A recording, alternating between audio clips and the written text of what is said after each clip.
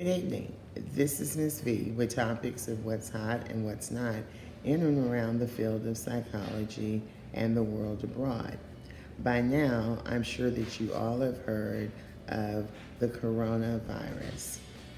So, I'm going to be conducting a three-part mini-series on the coronavirus. And we're going to be discussing the fact that in December of 2019, the reason why that this was called the coronavirus is because it was first discovered in Hunan, China. And at that point, the scientific name for it was 2019 N-CoV. So there are several things that we will be discussing. For example, today I will be talking about the theory about the coronavirus and how it began. And my next segment will be on the animal theory, which I think will be quite interesting. And finally, the pandemic craze, which has to do with psychology. Now let's discuss some facts. The coronavirus, popular to its belief, actually started, as I said, in December. And it's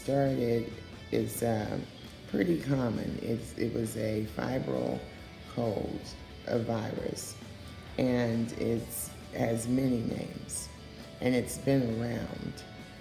One of the names is pneumonia.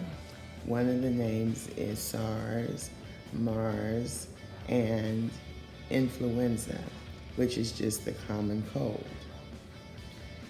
And since I've given you some background on the coronavirus, for continuity, we're going to call it COVID-19. The first case of COVID-19 happened in December 9th, like I said, 2019, in a market in Hunan, China. This infection was due to animal-human contact. So you see where I'm going with the next section on the animal-human contact. This infection was due to, the acronym is WHO, but it stands for the Wholesale Seafood Market. And this is where the seafood is brought in, other animals, they're cut up, the blood is, all over the place, and it's handed off to other people. And this is pretty much where this originated. And the WSSM, which stands for the World Health Organization, once they heard of the first incident, immediately stepped in and activated it as an outbreak. But this was not done until January 20th, 2020.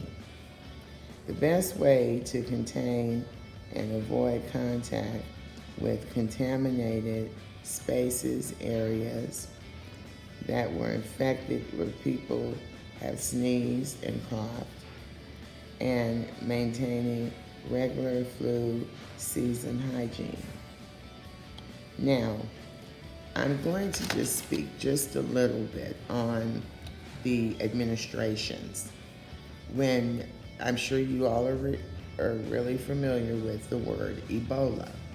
Well, when the Ebola break came out, that administration, led under President Barack Obama, immediately sunk money into the CDC and hired over 30,000 scientists to test, to research, and to come up with a vaccination.